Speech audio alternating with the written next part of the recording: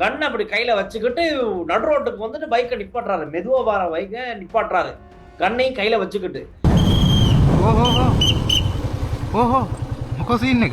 நான் மக்களுக்காக, நாட்டின் பொது நன்மைக்காக, பொது நலனுக்காக நான் எந்த ஒரு ரிஸ்கையும் எடுக்க தயார். எனக்கு தெரியும் உயிர் அச்சுறுத்தல் இருக்கு. எதுல? ஈஸ்டர் அட்டாக் சம்பந்தமான விசாரணையில அச்சுறுத்தல் எனக்கு இருக்குதான், தெரியாமன்ற. ஜனாதிபதி போறதுக்கு ரெடி ஆகிட்டாரு. ஆனா அவரோட அரசாங்கத்துல இருக்க எல்லாருமே இன்னும் 20 வருஷம் இருக்கிறதுக்கு கனவு கண்டுகிட்டு இருக்காங்க. ජනාධිපතිතුමා ගෝලියෝ බලන් ඉන්නවා පාර්ලිමේන්තුවේ අවුරුදු 20ක් ඉන්න. එයාලා අවුරුදු 20ක් ඉන්න බලන් ඉන්නකොට මෙන්න මේ යන්න ලෑස්ති වෙලා. இல்ல அனுரவை அடைக்கத்தான் பண்ண உண்மையில அனுரவையும் அனுரோட இருக்கிற அடைக்கணும். ஏன்னு கேட்கல. ஆமா, மயூராபதி கோயிலுக்கு போயிருக்காங்க. பாத்துக்கங்க எவ்வளவு பக்தியா. இன்னைக்கு ஆடி ஒரு சிறப்பு நாள். கண் வேறுத்தது. இந்த மாதிரி காட்சிகளை பார்க்கும்போது கண் வேறுக்கும் தான். அனுர இப்ப பாருங்க, ஒரு எதிர்கால ஜனாதிபதி கண்ட மனைவியோட நிகழ்வுகளுக்கு போற இல்ல, நீங்க மனைவியோட போகணும், நீங்க கொஞ்சம் கொஞ்சம் கொமிஷன் அடிக்கணும். அடிக்கலன்றால் உங்களை தூக்கி அடைப்பேனாங்க. பயத்தில் கம்மன் பில சாகர காரியவசம் தயாசிரி நாமல் ராஜபக்ச எல்லாம் கத்திக்கிட்டு இருக்கான். அப்படி சொல்லிடுறாரு. சட்டத்திறனிகள் சட்டத்தை காப்பாத்துறதுக்கு போராடுறாங்க. யாருன்னா அந்த கருப்பு படம் வந்துச்சுதானே, சூர்யா நடிச்ச படம். அதுல பேபி கண்ணன் ஒரு கேரக்டர் இருக்கு, அவர் தான் வில்லன். அதுல பேபி கண்ணன், அந்த பேபி கண்ணனும் சட்டத்திறனிகள் சங்க தலைவர் ஒரே மாதிரி. ஏன்னா நீதிமன்ற நடவடிக்கைகளை இவங்க கட்டுப்பாட்டுல வச்சுக்கிறதுக்கு இவங்க முயற்சிக்கின்றாங்களோ அப்படிங்கிற ஒரு சந்தேகம் எழுந்திருக்காங்க. இலங்கையை வந்து சிங்கப்பூரா மாத்திட்டு தான் நாங்க ஓய்வு எடுப்போம் அப்படின்னு சொன்னாப்புல, சிங்கப்பூரும் இல்ல, சீனாவும் இல்ல, இல்ல இல்ல இல்ல இல்ல இல்ல அது சோமாலியா மாத்தி விட்டாரு. சோமாலியா மாத்தி கடைசியில திக்கிறதுக்கு வக்குலா பண்ணிட்டு போயிட்டானுங்க.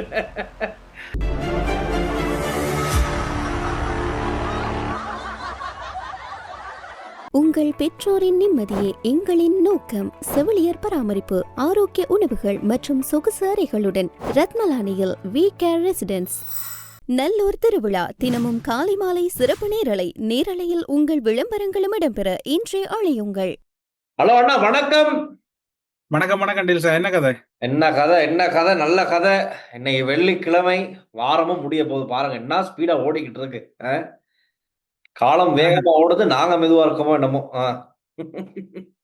தண்டனை கிடைச்ச 2 பேருக்கு தான் இன்னும் எத்தனை பேர் தண்டனை கிடைக்கும்? இப்ப இன்னும் 4 மாதம் தான் இருக்குது. இன்னும் 4 மாதத்துல 27 பேருக்கு தீர்ப்பு வரும் நீதிமன்றத்துல. 27ல 2 போனா 25. அந்த முகங்களை பாக்குறதுக்காக தான் நான் காத்துட்டு இருக்கிறேன். அது மிக விரைவில் நம்ம தெரிஞ்சுக்கலாம் என்ன தீர்ப்பு அப்படிங்கிறத. அதுக்கு முதல்ல நாங்க பார்க்கணும். நேற்று வத்தேகமையில பதிவான சம்பவம் நாங்க முதல்ல சொல்லிட்டோம் நிகழ்ச்சி ஆரம்பமாகும் போதே. ஆனா முழு விவரங்கள் அந்த நேரத்துல எங்களுக்கு தெரிஞ்சிருக்கல. நேற்று நைட் தான் எல்லா உண்மைகளுமே வெளியே வந்துச்சு. காரணம், இந்த சிறுமி அவர்கிட்ட விசாரிச்சவங்க அங்கே வந்து அவங்கள கைப்பற்றி காப்பாத்தி ஒரு இடத்துல பாதுகாப்பு வச்சிருந்தப்போ விசாரிக்கும் போது அந்த சிறுமி சொல்றாங்க, என்னைய எங்க அண்ணா அடிச்சாரு, நானா அடிச்சாரு அப்படிங்குது, ஸ்கூல் போற நானா அடிச்சாரு. அப்புறமா தான் கதை எல்லாமே வெளியாது. தாய், இந்த சிறுமியை பெற்ற தாய் இன்னொரு தொடர்புல இருந்திருக்காங்க. என்னத்த சொல்ல, இனி இன்னொரு தொடர்புல இருந்து அவரோட 3 வீல்ல போய்கிட்டு இருக்கும் போது தான் இந்த சிறுமியை தாக்கி தள்ளி விட்டுருக்காங்க அப்படின்னு கதை இருக்கு. அப்ப இப்ப 2 பேரையும் அரெஸ்ட் பண்ணிட்டாங்க. இன்னைக்கு காலையில தான் 2 பேருமே போலீஸ் தொலைல சிக்கிட்டாங்க, அழகா பிடிபட்டுட்டாங்க. இப்ப அழுகுறாங்க. இப்ப தாய் அழுகுது, ஐயோ ஒரு பாவம் பண்ணிட்டோமே, தப்பு பண்ணிட்டோமேன்னு இப்ப அழுகுது. அழுந்து என்ன செய்ய, என்ன பிரயோஜனம்? தாய் எதுக்கு குழந்தைக்கு அழுகுதா அல்லது தண்டை? ஐயோ மாட்டிக்கிட்டமே, ஐயோ குழந்தை இதாக்கிட்டமே அப்படின்னு இப்ப அழுதுகிட்டு இருக்காங்க போலீஸ்ல வச்சு. சரி, இனி அவ்வளவுதான், கைவிலங்கு போட்டு கூப்பிட்டு போயிட்டாங்க. இனி அந்த தாய் வந்து பாதுகாப்பா போலீஸ் கஸ்டடியில இப்போதைக்கு. நேற்று தான் இன்னும் ஒரு காணொலி பதிவிட்டுனாங்க. அதாவது இன்னும் வேறொருவரோட இன்னும் ஒரு பண்போட வீடியோ நாங்க போட்டோம். இதுல கொஞ்சம் கவனமா இருக்கணும்னு சொன்னா, இப்ப சமூக வலைத்தளங்கள்ல வந்து அது ஒரு பெரிய ஒரு சீரழிவா இருக்கு. ஆமா, சமூக வலைத்தளங்கள் 6 இல்லாமல் பல குடும்பங்கள் சின்ன பின்னமாகி கொண்டிருக்குது. உங்களோட குழந்தைகள எதிர்காலத்தை கருத்துல கொள்ளுங்க. கட்டாயம். என்ன சொல்லுங்க, அற்ப சொற்ப ஆசைகள் அல்லது இன்பங்களுக்காக ஒரு பெரிய வரலாற்றை அழிச்சிடாங்க. குழந்தைகள்ன்றது ஒவ்வொரு வரலாறு. பாவம் அந்த பிள்ளைகள். அதான் சிறுமியில மூஞ்சி பார்க்கவே முடியல. சரியான மிருகத்தனமான ஒரு தாக்குதல ஞாபகம் இருக்கு அடில் சார். ஒரு குறிப்பிட்ட வருடங்களுக்கு முன்னர் யாழ்ப்பாணத்துல ஒரு குழந்தைக்கு அடிச்ச ஒரு வீடியோ ஒன்று வைரலாகி, தாய் அடிச்ச வீடியோ. அந்த மாதிரி குழந்தைகள் விடயத்துல நீங்க குழந்தைகளை இப்படி அநியாயப்படுத்தாம அருகில் இருக்கக்கூடிய சிறுவர் நன்னடத்தை பிரிவு அங்கே கொண்டு சேர்த்துருக்கு. வளர்க்க முடியாட்டி வேற என்னதான் செய்ய? ஏன் அது சும்மா கொடுமைப்படுத்துவானே? பிள்ளைகள் இல்லாம பிள்ளைகளை ஆசையா வளர்க்கறதுக்கு எத்தனையோ பேர் தயாரா இருக்காங்க. அவங்கள சரி தொடர்பு கொண்டு பிள்ளைகள விட்டாலும் அந்த பிள்ளைங்க நல்ல இடத்துல நல்லா வாழுங்க. என்ன செய்ய? யோசிங்க. பெற்றோரா எல்லாருமே யோசிக்கணும். நேத்துனா வரக்காப்புழையில ஒரு சம்பவம். என்னன்னா, ஒரு மோட்டார் சைக்கிள்ல தன்னுடைய மகளோட ஒருத்தர் பைக்ல போய்க்கிட்டு இருக்காரு. ஆம், ஒரு ஸ்லோவா தான் போறாரு. ரொம்ப வேகமாவும் போல. ஒரு நைட் நைட் டைம் போய்க்கிட்டு இருக்க நேரம் அவர் Facebookல போட்ட பதிவு தான் இது. வரக்காப்புழையில திடீர்னு போலீஸ் செக் செக் பண்றாங்க. 2 போலீஸ் அதிகாரிகள் எப்படின்னா வெப்பன் எடுத்துட்டாரு கையில. கன் அப்படி கையில வச்சுக்கிட்டு நடு ரோட்டுக்கு வந்துட்டு பைக்க நிப்பாட்டுறாரு. மெதுவா வர பைக்க நிப்பாட்டுறாரு. கன்னையும் கையில வச்சுக்கிட்டு. ඕහෝ ඕහෝ මොකෝ සීන් එක ඉන්න කඩාන යන්න බෑ නෑ කඩාගෙන යන්න කඩාන යන්න බෑ අද දැම්මනම් නවත්තන්න මෙහෙට ඉස්සරහට ගිහිල්ලා නවත්තන්න බෑ එහෙම සීන් එකක් දැනගෙන හිටියේ නෑ ඒක அது கொஞ்சம் பரபரப்பா பேசப்படுது இன்னைக்கு. இது எப்படி இது முடியுமா? ஒரு நடு ராத்திரியில போய்கிட்டு இருக்கோம் வீட்டுக்கு. இப்படி கன்னை காட்டிட்டு நிப்பாட்டுறாரே, இது சரியா? அப்படிங்கிற மாதிரி சொல்றாரு. நீங்க முன்னுக்கெல்லாம் போயிட்டு ஃபாஸ்டா எல்லாம் போயிட்டு நிப்பாட்டலாது. நிப்பாட்டினா நிப்பாட்டணும். அதுக்கு தான் நாங்க வெப்பனை வச்சுக்கிட்டு இருக்கோம். சும்மா சரி பாஸ் ஆகி போனா சுடுறதுக்கு லேஸ் தானே. சும்மா சரி ஒரு ஸ்பீடா வந்திருந்தா கொஞ்சம் தாண்டி இருந்தாலும் சுட்டிருப்பாங்க. அந்த மாதிரி நிலைமையில தான் இருக்கு. ஸோ அது கொஞ்சம் இன்னைக்கு பெருசா பேசப்படுது சோசியல் ஆனா மீடியா.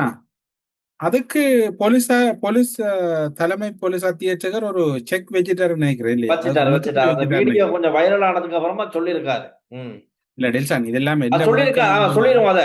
ஒளிந்திருந்து சாரதிகளை பிடிக்க வேண்டாம். போலீசாருக்கு இல்ல போலீசார் இப்ப நான் என்ன சொல்ல வந்தேன் என்றால், ம், இப்ப வார வீடியோக்கு ரியாக்ட் பண்ணுது போலீஸோ அரசாங்கமும். ம். முதல் வீடியோ வந்தா வீடியோ போட்டவன் அடுத்த நாள் இல்ல உயிரோட. ஆமா. அதான் ஆனா இப்ப போலீஸே ஒபிஷியலா சொல்லிடுச்சு. அதை நம்ம நாட்டு மக்களுக்கு சொல்லி ஆகணும்.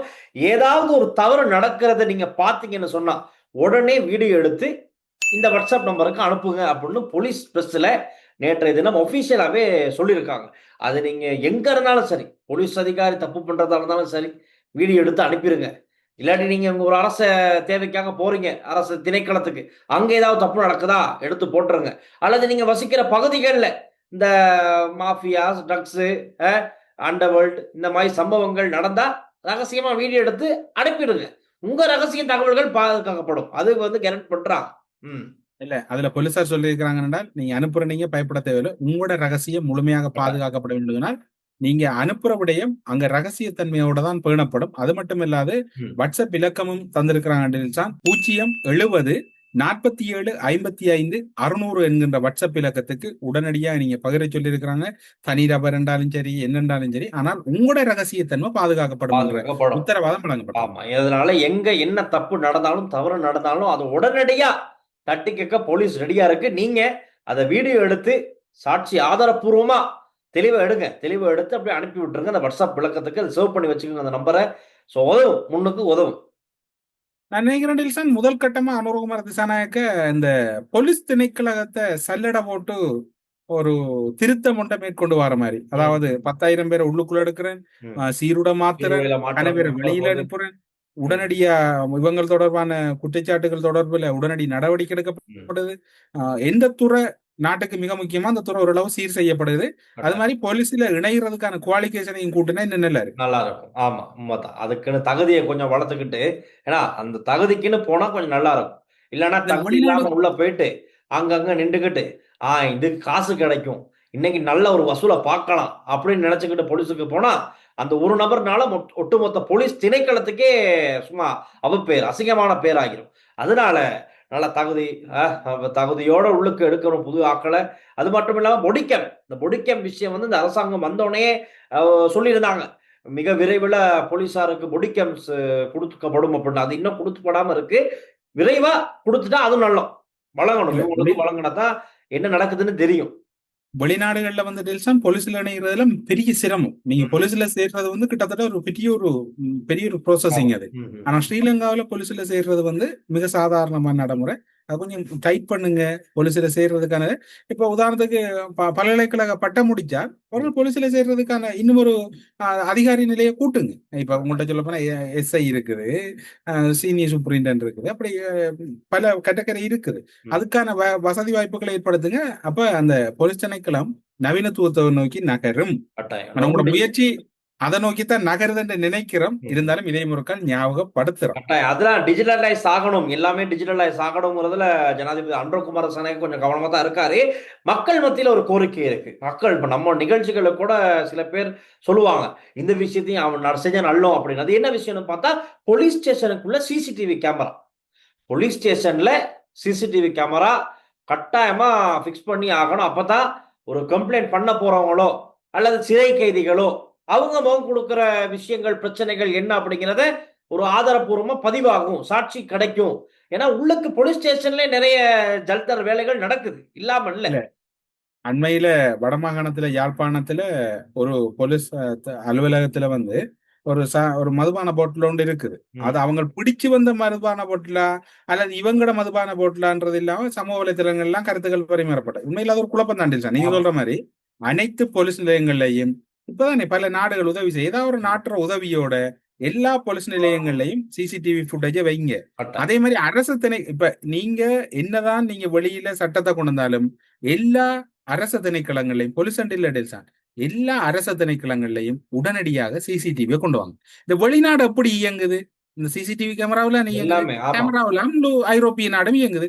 அது மாதிரி நீங்க சிசிடிவியை பூட்டி பாருங்க, ஒரு நாள் 2 நாள் ஒரு வாரத்துல எல்லாம் சரியா வரும். எல்லா வேலையும் சரியா நடக்கும். அதிகாரிகளுக்கு ஒரு பயம் வரும், டே நம்ம தலைக்கு மேல சிசிடிவி கேமரா இருக்கு, உயர் அதிகாரி பார்த்துக்கிட்டே இருப்பாரு, நம்ம வேலையை சரியா செஞ்சிடணும் அப்படின்னு எல்லா வேலைகளும் நேர்த்தியா நடக்கும். அது நேர்த்தியா நடந்தாலே அடேங்கப்பா ஒரு பெரிய சிஸ்டம் சேஞ்ச் அங்க இருந்தே உருவாகிடும். அதனால கட்டாயமா செய்ய வேண்டிய வேலை சிசிடிவி கேமராக்கள், போலீஸ் ஸ்டேஷனா இருக்கலாம், ஏனைய அரசு திணைக்களங்க இருக்கலாம், எல்லா இடமும் மக்களுக்கு சேவை சரியா கிடைக்குதா இல்லையா அதை செக் பண்ணிக்கிட்டே இருக்கிறதுக்கு சிசிடிவி கேமராக்களை உடனடியா போட்டுங்க. அதே மாதிரி போலீஸ் அதிகாரிகளுக்கு பொடிக்கம்மா கொடுங்க.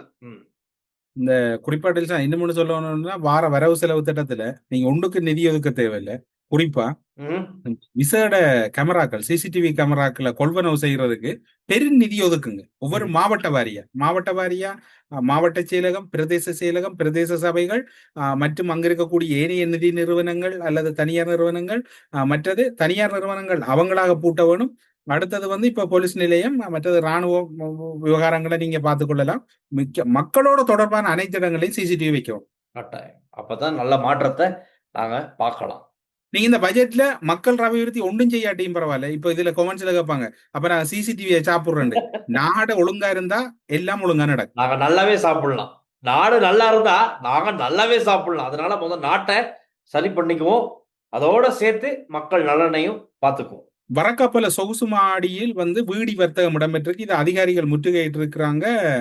வரக்காப்பல பகுதியில் அமைந்துள்ள சொகுசு மாடி ஒன்றில் மறைத்து வைக்கப்பட்டிருந்ததாக கூறப்படும் மாபெரும் வீடி வர்த்தகம் அதிகாரிகளால கண்டுபிடிக்கப்பட்டிருக்குது. இது தொடர்பாக அதிகாரிகள் மேற்கொண்ட சோதனையின் போது பெட்டிகளில் மறைத்து வைக்கப்பட்டிருந்த, அதாவது இலங்கையில வந்து இன்றைக்கு எல்லாம் சட்ட ரீதியா செய்யணும்னு சொல்றாங்க, சட்டத்துக்கு முரணா செய்யாது. அதே மாதிரி இந்த வரக்காப்பல பகுதியில வந்து சொகுசு மாடி வீடு ஒன்றுல இது சிக்கி இருக்கிற தகவலும் வெளியா இருக்குது. நான் நினைக்கிறேன் பீடி சுத்தி தான் அந்த சொகுசு மாடியே வாங்கியிருப்பாங்க. இப்ப இன்னொரு சொகுசு மாடியை அதுக்கு மேல கட்ட பார்த்து தான் அடுத்த செட்டை சுத்திக்கிட்டு இருக்கும் போது மாட்டி இருக்காங்க. சரி, நீ சட்டம் தன் கடமையை செய்யும். அதை பற்றி பயப்பட தேவையில்லை.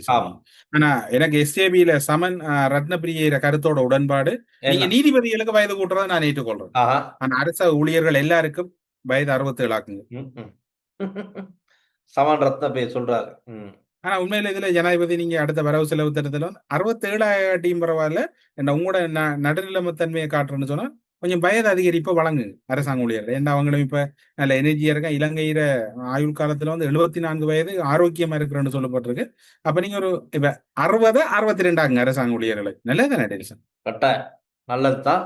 அந்த நேரத்துல தான் ஜனாதிபதி நேற்று சொன்னார் தானே, சட்டத்தன்னைகளோட பேசிக்கிட்டு இருக்கும் போது, நேற்றைக்கு முன்தினம் நடந்த கூட்டத்தின் போது சட்டத்தன்னைகளுடைய கூட்டத்துல சொன்ன விஷயம்தான் நேற்று டே ஃபுல்லாவே பரபரப்பா பேசப்பட்டுச்சு. என்ன, நான் மக்களுக்காக, நாட்டின் பொது நன்மைக்காக, பொது நலனுக்காக நான் எந்த ஒரு ரிஸ்கையும் எடுக்க தயார். எனக்கு தெரியும் உயிர் அச்சுறுத்தல் இருக்கு. எதுல? ஈஸ்டர் அட்டாக் சம்பந்தமான விசாரணையில அச்சுறுத்தல் எனக்கு இருக்குதான், தெரியாமன்ற. ஆனாலும் நான் இத ரிஸ்க் எடுத்து சரி செய்வேன் அப்படின்னு சொல்லியிருந்தாரு. இப்ப இன்னைக்கெல்லாம் அதே தான் கதை. யாரு கதைக்கிறா? நாமல் ராஜபக்ச சொல்றாரு. நாமல் சொல்றாரு. அதை சொல்ல வேணுமா நீங்க?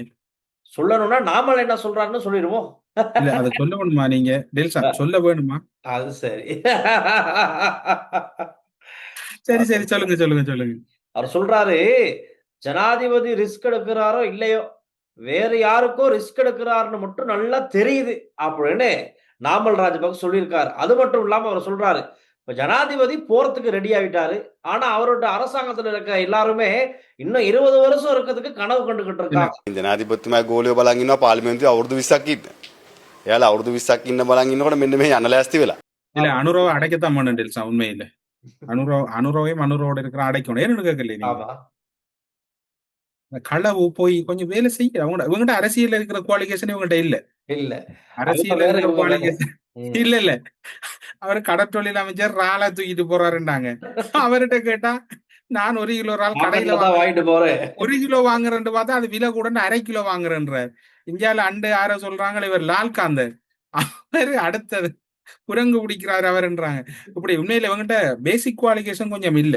ம். அது இவங்களோட உண்மையில நாமல் சொல்ற சரி என்னடா அந்த அந்த நாமல் ஆக்கள்கிட்ட இருக்கிற தகுதி இவங்ககிட்ட இல்ல தான் உண்மையில அது சரி. அது இவங்க இன்னும் பழகி இது உண்மையில வருவாங்களா இல்ல என்ன ஆ? கதை தெரியல. அந்த மாதிரி பழகுவாங்களா இல்ல என்னன்னு தெரியல.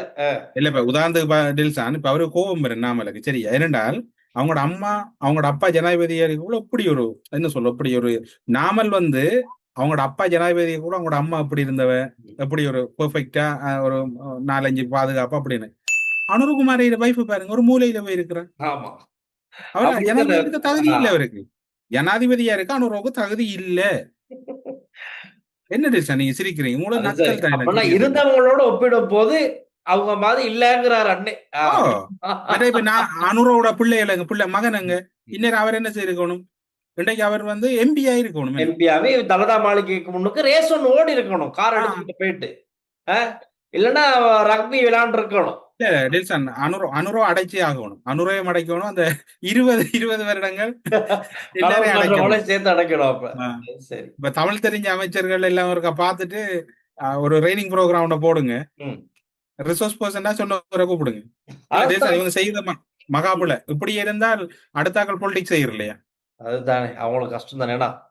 இல்ல இது பிள்ளை இது உண்மையில நாமல் சொன்ன மாதிரி அனுரவை அடைக்க வேணும். அது மட்டும் இல்ல அவர் சொல்லிக்காருன்னா 20 கூட இருப்பவர் 20 வருஷங்க. இப்ப அவர் 29 ஜனாதிபதியா வந்தா 39 49 2050ஆம் ஆண்டு தானே உங்களுக்கு விடுதலை சரி. அனுரவுக்கு தோழர்களுக்கு. அப்படி சொல்றீங்க. இன்னைக்கு நாமல் ராஜபக்ச அவங்களுடைய மனைவியோட மயூராபதி கோயிலுக்கு போயிருக்காங்க. பாத்துக்கங்க எவ்வளவு பக்தியா. இன்னைக்கு ஆடி ஒரு சிறப்பு நாள். அப்ப அங்க போயிட்டு இன்னைக்கு வேண்டுதலெல்லாம் செஞ்சுட்டு இவ்வளவு பரவசமா பக்தி மயத்தோடு அப்படி போயிட்டு வழிபட்டுட்டு வர காட்சிகள் வெளியாகிருக்கு. இல்ல கண் வேறுத்தது. இந்த மாதிரி காட்சிகளை பார்க்கும்போது கண் வேர்க்கும் தான். இல்ல கண் இருட்டுது. இப்ப வேறுல இருட்டு அப்படின்னா அந்த பவர் சக்தி வந்து திரைப்படைஞ்சு உன் கண்ணை வந்து குத்துதுன்னு நினைக்கிறேன். இந்த தகுதி எல்லாம் அனுரவிட்ட இல்ல. அனுர இப்ப பாருங்க ஒரு எதிர்கால ஜனாதிபதி கண்ட மனைவியோட நிகழ்வுகள் போற பாருங்க. இவர் அப்படி போக மாட்டாரு. நீங்க போகணும் அல்ல இல்ல நீங்க மனைவியோட போகணும். நீங்க கொஞ்சம் கொஞ்சம் கொமிஷன் அடிக்க வேணும். அடிக்கல என்றால் உங்களை தூக்கி அடைப்பேன் நாங்க. இல்ல அமைச்சர் சந்திர கொஞ்சம் வச்சுப்பார். களவெடுக்காமலே அடைக்க போறாங்களே. இது களவெடுக்கிற அப்படி நமக்கு தெரியாது எப்படி களவெடுக்கிறேன்னு. இல்ல அண்ணா சொல்றாரு வந்து இப்ப இருந்தது இந்த இலங்கையில அப்படி ஒரு சிஸ்டம் தான் இருந்திருக்கு. அதைத்தான் அவர் ஒப்பிட்டு சொல்றாரு. இல்ல இவ்வளவு நாளும் இருந்ததை இன்னும் இவங்க மாத்தினவங்க. இவங்க மாத்திட்டாங்க. அது சரி. இவ்வளவு நாள் இருந்த சிஸ்டத்தை இந்த அரசாங்கம் வந்து இந்த பழக்கம் எல்லாம் இல்லாம நல்ல வழியில அடுத்தவர் அங்க விமல் ரட்நாயக்க அனுரோட படத்தை அடிச்சிருக்கணும் பஸ் இல்லன்னு அதை அடிக்கல பாத்தீங்களா எவ்வளவு இது. ஒரு ஜனாதிபதி என்றா அவர படம் அடிக்க வேணும். சிவப்பு சால்வ தொங்க வேணும். அப்படி இப்படின்னு செய்யறதெல்லாம் புல்லட்டில் சார் இவங்க சரி வராது. நாமல் சொல்ற மாதிரி 2029 டிசம்பர்ல அனுரவையும் எல்லாரையும் அடைச்சிட்டு 2050ஆம் ஆண்டு ரிலீஸ் பண்ணுவோம். அதான் இப்ப மாலிமாவ எம்பி சந்தீப் சொல்றாரு மைண்ட்ல ஓடுது. அதுக்கிடையில் என்ன சிறையேட்ல மாற்றம் வந்ததுன்னா என்ன நடக்குதுன்னு யோசிக்கும். அது சரி.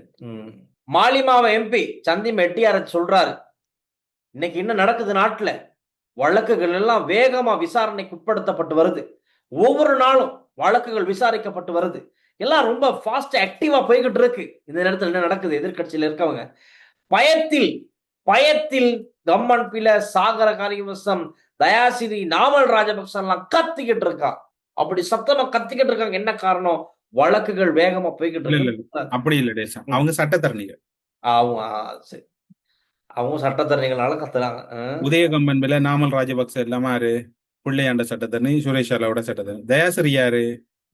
அவர் அவர் ஒரு எல்லாத்துக்கும் போவாரு. அவர் எல்லாத்திலையும் காத்து சட்டத்தரணி. எங்கிட்ட அடிக்குது அங்கிட்ட போவாரு. புள்ள புள்ள புள்ள புள்ள புள்ள புள்ள அப்படி சொல்லிடுறாரு. சட்டத்தரணிகள் சட்டத்தை காப்பாத்துறதுக்கு போராடுறாங்க. ஆமா, நாங்க தான் பாத்துக்கிட்டு அது இருக்கோம். டெல்சா நீதிமன்றம் வேகமா இருந்தா போராடுறாரு சட்டத்தரணி மாதிரி தானே. எனக்கு இந்த சட்டத்தரணிகள் சங்க தலைவரை பார்த்தோன்னே ஒருத்தர் ஞாபகம் வந்தாரு. யாருன்னா, அந்த கருப்பு படம் வந்துச்சு தானே, சூர்யா நடிச்ச படம். அதுல பேபி கண்ணன் ஒரு கேரக்டர் இருக்கு. அவர் தான் வில்லன் அதுல, பேபி கண்ணன். அந்த பேபி கண்ணனும் சட்டத்தரணிகள் சங்க தலைவர் ஒரே மாதிரி. ஏன்னா, நீதிமன்ற நடவடிக்கைகளை இவங்க கட்டுப்பாட்டுல வச்சுக்கிறதுக்கு இவங்க முயற்சிக்கின்றாங்களோ அப்படிங்கிற ஒரு சந்தேகம் எழுந்திருக்கா. அந்த படத்துல பேபி கண்ணனுடைய வேலை அதுதான். என் கோர்ட்ல நான் நினைச்சதுதான் சட்டம் அப்படிங்கிற மாதிரி இருப்பாங்க. டெல்சா, நீங்க சொன்னதுதான் நேற்று வாசுவும் சொன்னது. அதேதான். அந்த அந்த பாயிண்ட வச்சு நான் பிடிச்சேன். அது அதான் வாராது. இந்த தரப்பு என்ன செய்யுது? இதுக்கு தான் ட்ரை பண்றாங்க. இந்த சட்டத்தரணிகள் எல்லாம் சேர்ந்து பார் அசோசியேஷன் நினைக்கிறது தான் நீதிமன்றத்தில் நடக்கணும். அது எப்படி விட முடியும் அப்படின்னு வாசுதேவ நாணயக்கார கேட்டிருக்காரு. எனக்கு டக்குன்னு கிளிக்கா வச்சு பேபி கண்ணன் தான் இவரை தான் அவரு, அந்த மாதிரி தான் எனக்கு தோணுச்சு. அதனால அவர் பாருங்க, அரசு தரப்புல எங்கேயாச்சும் போயிட்டு இந்த நீதிபதிகளுடைய வயது எல்லை சம்பந்தமா தெளிவுபடுத்திட்டு வந்தோம்னா பின்னுக்கு இவர் போவார். இப்ப ஜம்மியத்துல் உலமாவுக்கு இவங்க போயிட்டு வந்துட்டாங்க, இவர் போறாரு. கத்தோலிக்க திருச்சபைக்கு இவங்க போயிட்டு வந்துட்டாங்க, அடுத்து இவர் போறாரு. என்னடாப்பா அது முடிவு இல்லாம இருக்கு. ஆனா இதே எப்படியோ அடுத்த கட்ட நடவடிக்கைகளுக்கு போவாங்களாம். பார்ப்போம் அடுத்த கட்ட நடவடிக்கைகள் உங்களுக்கு எப்படி அமைய போகுதுன்னு. அரசாங்கம் எடுத்த முடிவுல அப்படி விடாம இருக்காங்க. நாங்க அதை செஞ்சாகவும் அந்த நிலையில நீதிபதிகளின் ஓய்வு பெறும் வயதை அதிகரிக்கும் 22வது அரசியலமைப்பு திருத்த சட்டம் மூலம் 18ஆம் திகதி பார்லிமெண்டத்தில் சமர்ப்பிக்கப்பட உள்ளது அப்படின்னு அந்த செய்தியும் நாங்க சொல்லிக்கிறோம். அதான் டெல்சா, இப்ப என்னோட இப்ப என்ன சொல்ற ஒரு கருத்தை சொல்லணும்னா, விமர்சனங்களை நாங்க முன்வைக்கணும். நேற்று எனக்கு அவர்கிட்ட பிடிச்ச ஒன்று, வர முதல் கிளின்னு கிழிச்சு தொங்க விடுறீங்க. ஆமா, என்னத்துக்கு என்ன சந்திக்க வந்தீங்கன்ற மாதிரி தான் கேட்டது. என்ன பொறுத்தவரை சொல்ல போனால், இந்த தகவலையும் இலங்கை சட்டத்தரணிகள் சங்கம் என்ன கருத்து சொல்வது தெரியா டெல்சா. ஒரே நாளில் 3 பேருக்கு மரண தண்டனை விதித்தது அமெரிக்கா. 16 ஆண்டுகளுக்கு பிறகு நடந்த அரிய சம்பவம் என்று பதிவாகிறது. மரண தண்டனை அமெரிக்காவில் விதிக்கப்பட்டிருக்கு. மரண தண்டனை நிறைவேற்றப்பட போது. மரண தண்டனைக்கு கத்தோலிக்க சமயம் உண்மையில் எதிர்ப்பு, அதே நேரம் பௌத்த சமயம் எதிர்ப்பு, இந்து சமயம், இஸ்லாமிசம், எல்லா சமயங்களும் எதிர்ப்புகள், மரண தண்டனைகளுக்கு எதிர்ப்புகள் வெளியிடுறாங்க. இப்ப நேற்று ஜமியத்துல் உலமாவை அவங்க சந்திச்சிருக்காங்க. சரிதான். ஆனால் மரண தண்டனை என்னத்துக்காக கொண்டு வரன்ற ஒரு நிலப்பாடு இருக்கு தானே. சிங்கப்பூர்ல போதை வஸ்து கடத்தல்ல ஈடுபட்டால் 1 கிராம் வச்சிருந்தாலும் உங்களுக்கு மரண தண்டனை. அவ்வளவுதான். அடி பெரம்பல் அடி, அப்புறமா அங்கிட்ட கூடதான் மரண தண்டனை. பாருங்க சிங்கப்பூர் எப்படி இருக்குன்னு. உங்களுக்கு தெரியும் 2014 15 மயூரன் என்ற ஒரு ஆஸ்திரேலிய குடியுரிமை பெற்ற ஒரு தமிழர் என்ன நடந்தது? மரண தண்டனை. நாட்டுல நீதித்துறை சம்பந்தமா சட்டங்கள் கடுமையா இருந்தா மட்டும்தான் அந்த நாடு முன்னேறும். எல்லாருக்கும் பதில் சொல்லிட்டு இருந்த அனுரகுமார் ஒரு அன்பான வேண்டுகோள், நீங்க கண்ட மாதிரி எல்லாரையும் சந்திக்காம உங்களோட வேலையை பாருங்க. நீங்க கூட நேரம் ஆக்களை சந்திச்சு நேரத்தை வீணாக்குறீங்க. எனக்கு இப்பதான் ஞாபகம் வருது நீங்க சிங்கப்பூர் கதை சொன்ன. ஏன்னா எங்களோட அப்பாச்சி நாட்டுக்கு செஞ்சாரு. நாங்க அடுத்த சிங்கப்பூர் ஆக்குவோம், இலங்கையை சிங்கப்பூரா மாத்திட்டு தான் நாங்க ஓய்வு எடுப்போம் அப்படின்னு சொன்னாப்புல. சிங்கப்பூரும் இல்ல, சீனாவும் இல்ல இல்ல இல்ல இல்ல இல்ல இல்ல அது சோமாலியாவை மாத்தி விட்டாரு. சோமாலியா மாத்தி கடைசியில திக்கிறதுக்கு வக்குலாப்பட்டு போயிட்டானுங்க. அதுல வேற இவரு யாரு, நாமல் ராஜபக்ச சொல்லியிருக்காரு, அப்படியே எங்க அப்பா நாங்க இதுக்கு முதல்ல ஆட்சி அதிகாரத்தை பெற்றிருந்தால் துபாயை விட நம்ம பேங்க் சிஸ்டத்தை மேல கொண்டு போயிருப்போமா. முதன்மை உங்களோட ப்ரோக்ராம் செய்ய இயலாது. நான் எல்லாத்தையும் எடுக்கிறேன். சந்திப்பேன் நாளை. போவதா இருக்கு இந்த கதையில. மிரக்கறி சாப்பாடு. இந்த இடையில கனடாங்கிற ஒரு பயத்தங்க அனுப்பியிருக்கிறா, பாத்தீங்கன்னா மிரண்டு போயிருவீங்க. பெரிய பயத்தங்கோட கனடாங்கிற புது நம்ம அதுக்குள்ள பூ அது இதென்று கணக்க சாம அனுப்பியிருக்கிற. உண்மையில புலம்பெயர்ந்த நாடுகள்ல சிரிக்கிறதா குளர்றதா என்ன செய்யறா இல்ல. உங்களுக்கு டெல்சா கற்பனை பண்ணணும் ஐயா. உங்களோட கெப்பாசிட்டிக்கு ஏற்ற மாதிரி கற்பனை பண்ணுங்களேன். கிடைச்ச அதிகாரத்தை தான் 2022 ஒரு காட்டிட்டு துண்ட காணோம் துணிய காணோன்னு ஓட்ட பிடிச்சாருங்க. இதுல வேற ஏற்கனவே துபாயை விட நல்லா இருந்திருக்குமா. இல்ல கலட்டினத கொழுவினத திரும்ப போடலாம விட்டு போட்டு ஓடுனீங்க. நாங்க தான் அதை போய் எடுத்து பார்த்தோம் கடைசியில. என்ன செய்ய அநியாயம் பண்ணிக்கிட்டு இருக்காங்க. சரி பாப்போம். நீங்க இப்ப பாருங்க இந்த டெல்சா இதையும் சொல்ல இந்த புலம்பெயர்ந்த நாடுகள்ல டெல்சா இந்த இந்த சமர் காலங்கள் அதாவது அந்த இப்ப இருக்கிற கோடை காலத்துல விவசாயங்கள் பூக்கள் அப்படி ஜெகஜோதியா இருக்கும். நீங்க இப்ப சில காட்சிகளை பார்க்கலாம். கனடா, ஐரோப்பா, மற்றது எல்லா நாடுகள்லயும் இந்த புலம்பெயர்ந்த மக்கள் தங்களுக்கு ஒரு சின்ன சின்ன இடங்கள் இருக்கு, வீட்டு தோட்டம் செய்வாங்க. ஏன் இதை சொல்றேன்டா, நீங்களும் உங்க வீட்டு தோட்டங்கள் செய்யலாம். டெல்சா நீங்களும் அந்த கருப்பு பேக் வாங்கி கொச்சி செடி நடலாம், கத்தரி செடி நடலாம். நட்டு அப்படியே வெளியில வச்சுட்டு காலையில போய் தண்ணி ஊத்துனா ஒரு மாதத்தால நீங்க கத்திரிக்காய் எல்லாம் மிளகாய் எல்லாம் அப்படி கணக்கு செய்யலாம். அப்ப தங்கச்சி சந்தோஷமா இருக்கும் என்ன வீட்டுல. செஞ்சிருவோம். நாளையில இருந்து செஞ்சிடுறேன். டெல்சான் இப்ப போறேன், பேக்க வாங்குறேன், நாளையில இருந்து கொச்சி நிரப்புறோம், நாளைக்கே விதைய போடுறோம். சரி, விவசாயத்துல இறங்கிற வேண்டியது நாள்ல இருந்து. அது நல்ல விஷயம் தான். இல்லாமல் அது வந்து நம்ம சிரிக்கிறதை விட சீரியஸா பார்த்தா உண்மைக்குமே இந்த காலநிலை எல்லாம் இருக்க மாதிரிக்கு நம்ம வீட்டிலேயே ஏதாச்சும் தோட்டங்களை போட்டுக்கிட்டு நமக்கான மரக்கறியை நம்மளே உற்பத்தி பண்ணிக்கிட்டாலே எவ்வளவு பெரிய ஒரு நல்ல விஷயம் தெரியுமா? முன்னுக்கு காலகட்டம் எப்படி மாறுமோ யாரு கண்டது? அதுக்கு நம்மளே நமக்கானதை தேடிக்கிறது ரொம்ப நல்லதுன்னு சொல்ல தோணுது. கனடாங்களுக்கு ஒரு நாளே அவரை போட்டோ போட்டு விடுறோம் பாருங்க. அவருக்கு என்ன வேலைன்னா அவர வீட்டுல என்ன இப்ப எனக்கு உண்மையா இங்க செய்யக்கூடிய வசதி இல்ல டெல்சான். ஆமா. அவருக்கு வடிவா வீட்டு அருகோட ஒரு தோட்டம் வச்சிருக்கிறார். வேற லெவல்ல செய்யறாருன்னு அங்கிளாருன்றீங்க. அங்கிள் ஒரு நாளை நான் லைஃப்ல கொண்டு வரேன். டெல்சான் அடுத்தது இன்னும் ஒரு விஷயம் பாத்தீங்களா டெல்சான், சாரதி அனுமதி பத்திரம் இல்லாதவங்களுக்கு மோட்டார் பைக்குகளை கொடுத்துறாங்க. ஆமா. ஏன்னா மோட்டார் உரிமையாளருக்கும் சரி கேஸ் பார வேண்டி. அது மோட்டார் சைக்கிள் மட்டுமே இல்ல, வாகனங்களுக்கு மோட்டார் சைக்கிள தான் தெளிவா சொல்லிக்கிறாங்க. டெல்சான் அவசரத்துக்கு மாதிரி கொடுத்துறாங்க. வந்தோடனே நீங்க செக் பண்ணுங்க லைசன்ஸ் இருக்குதா. ஆமா, நான் கொடுக்கவே மாட்டேன். ஏன்னா அது ஒண்ணுதான் எனக்கிட்ட இருக்கு, அதை பாதுகாத்துக்கணும். ஏன்னா இப்ப நடக்கிற ஆக்சிடென்ட்களை பார்த்தா எனக்கே ரோட்ல பைக் ஓட்ட பயமா தான் இருக்கு. நானே யோசிக்கிறேன், இது என்னடா நடக்குது இங்க, ரொம்ப ஆபத்தா போய்கிட்டு இருக்கே அப்படின்னு யோசிக்க தோணுது. அப்ப இன்னொருத்தர் வண்டியை கொண்டு போயிட்டு பாட்டாருன்னா என்னைய கூட்டு போயிருவாங்க. இனி நீ தானே கொடுத்த, வா நீ ஏறு போது. இல்ல புறகு டெல்சான் ஐயா நாட்டு நடப்பு இருக்கா விடுங்க இருக்கா நாட்டுல நீ மோட்டாவை கொடுத்த நீ தானே, உனக்கு நாட்டு நடப்பும் இல்ல வீட்டு நடப்பும் இல்ல, எல்லா நடப்பும் இங்க. ஹர்ஷன் நாணய கரை சொல்லி இருக்கிறார். அது எனக்கு அந்த தமிழ்ல வார்த்தைகள் விளங்கி இருக்குது, அதை தாண்டி விளங்கல. அது என்ன விளக்கம்? அவர் சொல்றாரு, என்ன ஒரு பிரச்சனையா இருந்தாலும் பிணக்குகளை வந்து பேசி தீர்த்துக்கலாம். பிணக்கொன்றை சமாதானமான முறையில் தீர்ப்பதே சமூகத்திற்கு மிகச்சிறந்த வெற்றியாகும். ஒரு வழக்கில் வெற்றி அடைவதை விட உங்க சிந்தனை எங்கேயோ போயிருக்குன்னு நினைக்கிறேன். டக்குன்னு இல்ல நான் கிரகிக்கிறேன். நீதிமன்றம் என்றாலையா காதுக்குள்ள வாங்குறேன், நீங்க வேற விளக்கம் இல்லாத. ஒரு வழக்கில் வெற்றி அடைவதை விட பிணக்கொன்றை சமாதானமான முறையில் தீர்ப்பதே சமூகத்துக்கு மிகச்சிறந்த வெற்றியாகும்னு சொல்லியிருக்கார். சரி, இப்ப உங்க மைண்டுக்கு எந்த பிரச்சனை வருது அது எனக்கு விளங்கிருச்சு, என் ஞான கண்ணுக்கு விளங்கிருச்சு. என்ன விளங்குறது சொல்லுங்க பாப்போம். நீங்களே சொல்லிடுங்க. நீங்க உங்களோட சாத்திரத்தை பாப்போம், உங்களோட சாத்திரம் சரியாண்டு. மிக முக்கியமான 2 பேருக்கு கட்சிக்குள்ள இருக்க பிரச்சனை தானே உங்க சிந்தனைக்கு ஓடிக்கிட்டு இருக்கு. எந்த கட்சி? கனகட்சி, சொந்த கட்சியும் அங்க கூரை பிச்சை ஊர் இல்லாத கட்சி, வீட்டு கட்சி இல்லாத கட்சி. ஹர்ஷன நாணயக்காரர் இருந்த கருத்தை பார்த்தோன்னே எனக்கு அதுல அந்த லேசா தமிழ் விளங்குனது. அப்ப அதுலதான் நான் கேட்டேன் அவங்ககிட்ட என்னன்னு சொன்னால், இதுல பரிதாபம் அவர் சொன்ன மாதிரி இந்த உண்மையில குடும்ப கேஸுக்கு வாரவங்க கணவன் மனைவிக்கு ஃபைன் பண்ணணும். 3 மாதம் 4 மாதம் மாமி மாமா எல்லாம் டிவோர்ஸ் பண்ணணும்னாங்க. 6 மாதத்துக்கு அப்புறம் அவர் என்னண்டு பிள்ளை எப்படி இருக்குது அவ உடனே நீங்க சாப்பாடு நல்லா உடனே டெல்ஸ் அணிங்க அவ இது 6 மாதம். ஒரு 8 மாதத்துல ஜட்ஜ் கேப்பார் என்ன மாதிரி என்று பிள்ளைய பார்க்காம இருக்கலாண்டு வேற அவர். அப்ப என்ன முடிவு? 1 மாதத்தால தவணை திரும்ப வருவாங்க. வந்தோடனே நாங்க 2 வீட்டாக்களும் சேர்ந்து வாழ்றதுக்கு முடிவெடுத்தோம். அடி ஜெயில நாரப்பயலே நீ இதை நேரத்தோட முடிவு தான். அந்த ஜட்ஜில் எவ்வளவு நேரம் அநியாயம், உனக்கு செலவழிச்ச நீதிமன்றத்துல பேப்பர் அநியாயம்.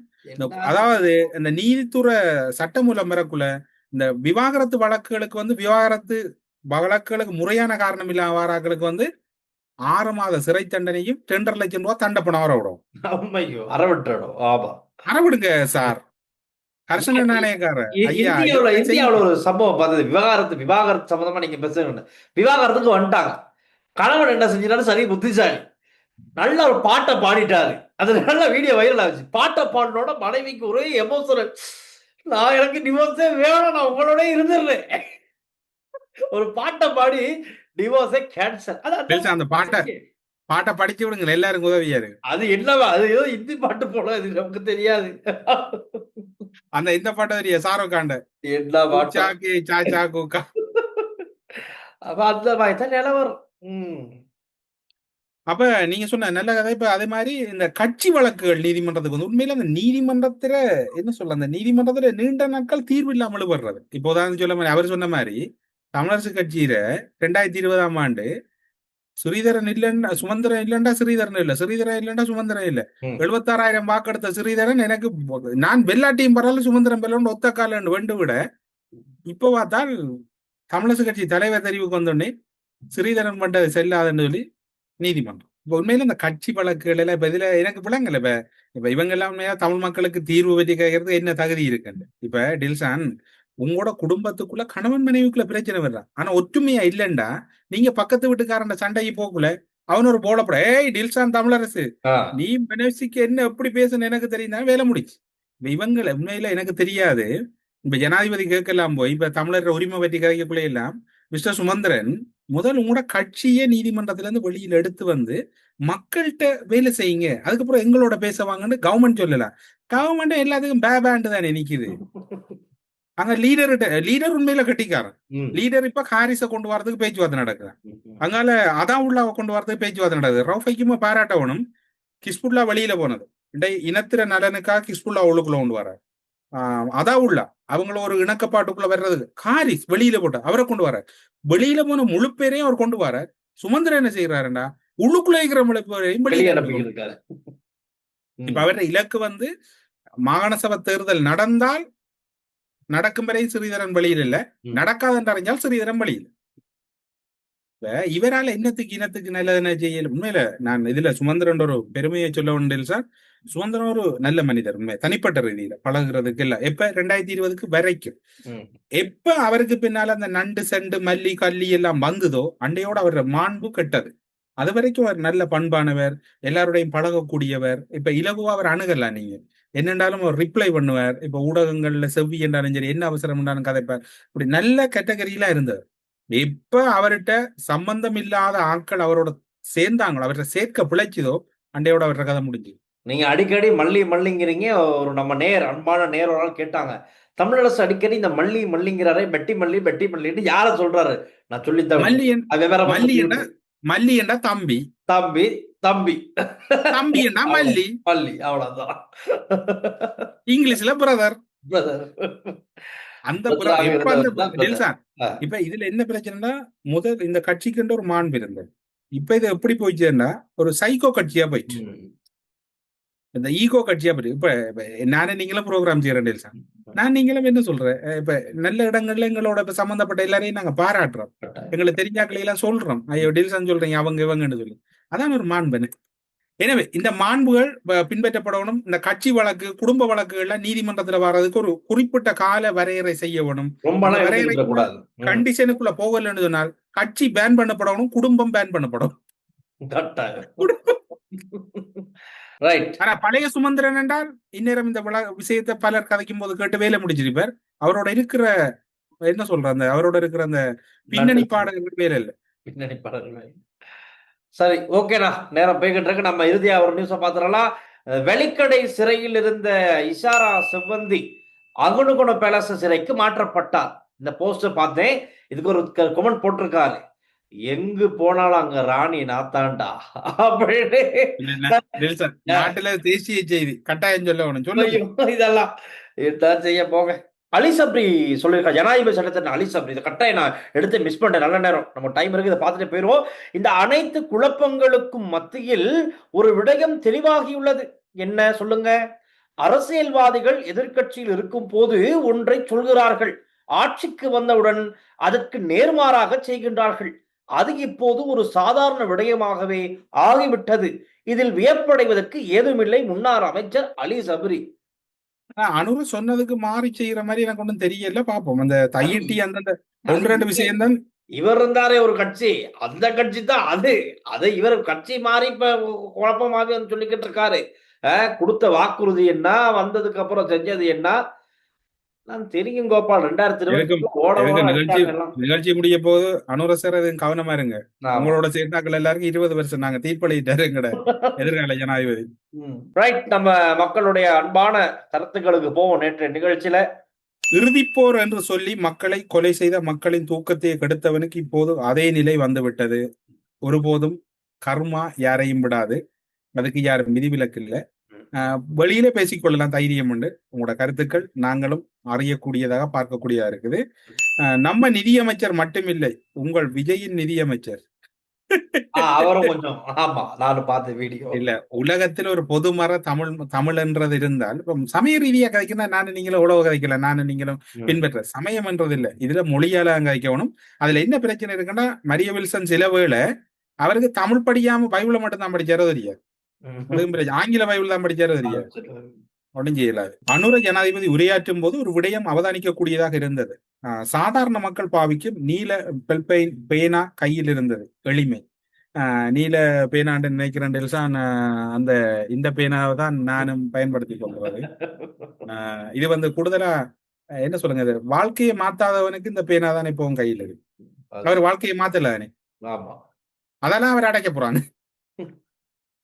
இதுக்கும் ஒரு காரணம், பெண்ணை மாத்தாதும் ஒரு காரணம் அடைக்கிறதுக்கு. ஆமா, நிகழ்ச்சி ஆரம்பிக்கும் முதலிலேயே அந்த அப்பாவி சிறுமியை பற்றி பேசியதற்கு நில்சானுக்கு மிகவும் நன்றி. நாட்டு நடப்பு பேசுவதை விட நாட்டு பற்று அதிகமாக தெரிந்தது. உங்கள் இருவருக்கும் வாழ்த்துக்கள். தற்போது அந்த சிறுமி விடயம் இலங்கை அறிந்த செய்தியாக இருந்தாலும் முதலில் நீங்கள் உங்கள் சேனல் வாயிலாக பேசியது பாராட்டுக்குரியது. ஒரு சாதாரண வீடியோவாக மட்டும் இல்லாமல் இந்த நிகழ்ச்சியில் சமூக தேவைகளையும் பிரச்சனைகளையும் அதிகமாக நேரம் உங்கள் நிகழ்ச்சியினூடாக நீங்கள் பேசுவது பாராட்டுக்குரியது. அது நம் நாட்டில் நல்ல ஒரு சமுதாயத்தை உருவாக்க வழிவகுக்கும். எங்களுடைய தேவையும் பிரதான நோக்கமும் அதுதான், நல்ல ஒரு சமுதாயம். ஒரு கோரிக்கை, எங்களுடைய நிலைப்பாடும் நீங்கள் கூறியதுதான், எங்கட ஆசையும் அதேதான். அதாவது மக்கள் அமைதியா இருக்கணும். இதுல ஒரு கோரிக்கை கொண்டு வந்திருக்கு டெல்சான், தொடர்ச்சியா கோரிக்கைகள் வந்து கொண்டிருக்கு. என் 2 சகோதரர்களும் எனது அன்பான வணக்கம். உங்களிடம் ஒரு விண்ணப்பத்தை வைக்கிறேன். தாண்டியடி தங்கவேலாயுதபுரம் என்ற இடத்துக்கு மின்சார வசதி இல்லை. இந்த இடத்துக்கு மின்சார வசதி கிடைக்குமா? இந்த விண்ணப்பத்தை அரசாங்க அதிபரிடம் எடுத்து செல்லுமாறு தாழ்மையுடன் கேட்டு, இந்த பிரதேசம் தொடர்பில் நீங்க கூறிய விடயம் கருத்தில் எடுக்கப்பட்டு குறித்த அரசாங்க அதிபர் மற்றும் அங்க இருக்கக்கூடிய அரசு திணைக்களங்களோடு இந்த தகவல் எடுத்து செல்லப்படும். நான் நினைக்கிறேன் தாண்டியடி தங்கவேலாயுதபுரம் என்றது அம்பாறை மாவட்டத்தில் இருக்கக்கூடிய பகுதி. அந்த பகுதி நிச்சயமா இந்த கோரிக்கை டெல்சான் அந்த வீதிகள் தொடர்பா உங்களோட எல்லாருடைய கோரிக்கையை மீட்டு வெகு விரைவில் இது தொடர்பான ஒரு நிகழ்ச்சிகள், கோரிக்கைகள் அடங்கிய நிகழ்ச்சி ஒன்று நாங்க செய்யறதுக்கு ட்ரை பண்றோம். டெல்சான் டைம் தான் இல்ல 2 பேருக்கும். இப்பவே என்ன பிடிச்சா உங்களை பிடிக்கல, உங்களை பிடிச்சா என்ன பிடிக்கல, இருந்தாலும் பார்ப்போம். ஒரு வாரத்துல ஒரு நிகழ்வாவது செய்யறதுக்கு ட்ரை பண்றோம். உங்களோட கோரிக்கைகள் அடங்கிய ஒரு விடயத்தை விவசாயிகளை சந்தித்து ஜனாதிபதியான 3 வாரங்களுக்குள் விவசாய பிரச்சனை தீர்த்து தருவேன் என்று நாமல் ராஜபக்சே ட்ரோன் மூலம் பசலை தெளித்தது எல்லாம் இருக்கட்டும். முதலில் அந்த கல்யாணத்துக்கு ஏற்பட்டதாக கூறப்படும் 23 லட்சம் மின்சார கட்டணத்தில் இந்த ஆகா, நீங்க கவனமா தான் இருக்கிறீங்க. மின்சார நிலுவையை செலுத்தட்டான். மற்றது வணக்கம். I am also from Vattala Andala and now watching from the UK and waiting near the old man's house to get the beggars money €5. London uncle அவர்கிட்ட அவர் வீட்டு பொண்ணுக்கு வெயிட் பண்றாரா? ஐயோ, அந்த அங்கிள் அட்ரஸ் தெரியாது. அங்கிள் ப்ளீஸ் ₹5 அங்கிள் ஒரு அந்த address அந்த அண்ணா கொடுங்க. ஓகே டீல்சான், அப்ப நல்லபடியா போயிட்டு வாங்க. பாய் பாய் பாய் பாய். நன்றி.